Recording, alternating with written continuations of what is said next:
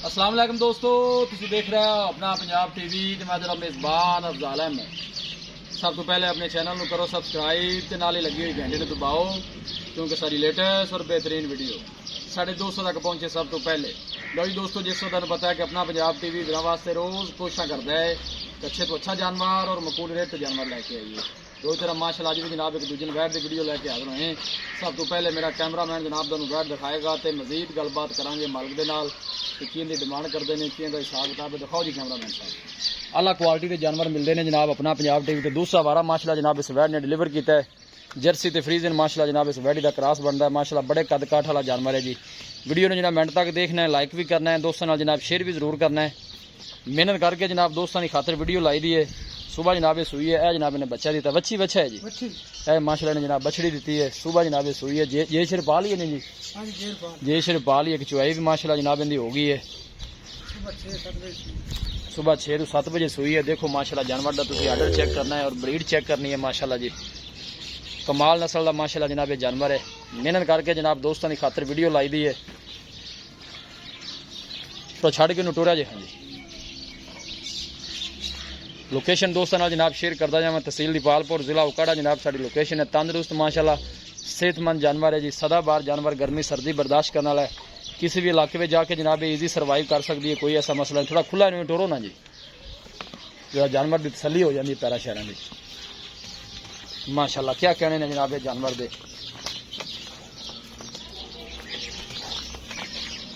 अगे जान दो, खूबसूरती लो माशाल्लाह जनाब कोई कमी नहीं जी।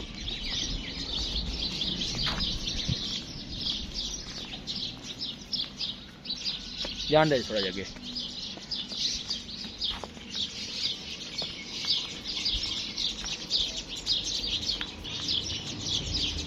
माशाल्लाह जनाब कमेंट लाजमी करना है। चीज़ लेनी देनी जी है नसीब की गल है। देखो माशाल्लाह आर्डर बड़ा माशाल्लाह कमाल का है और थन बड़ा सोहना लगे माशाल्लाह वैड नूं। जान दो ऐसा ऐसा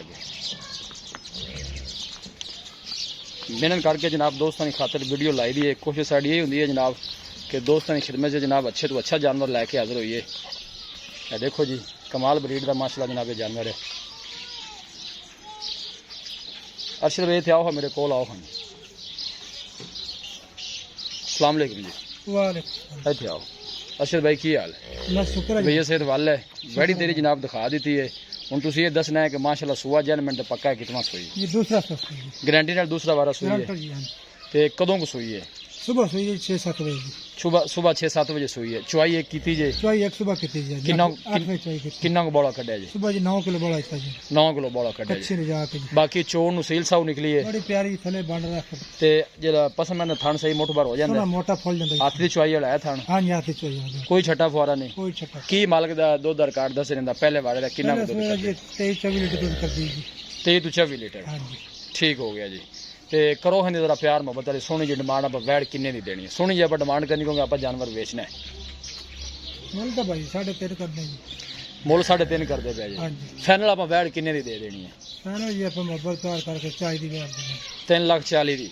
कोई बंदा मौके ते आंदा है कोई मजीद कोई मोहब्बत प्यार हो जाएगा? ये किराया मुझे किराए भाड़े का मोहब्बत प्यार हो जाएगा जी। अरशद भाई ठीक है, बड़ी मेहरबानी जी। ए पीछे माशाल्लाह जनाब ने बच्ची है।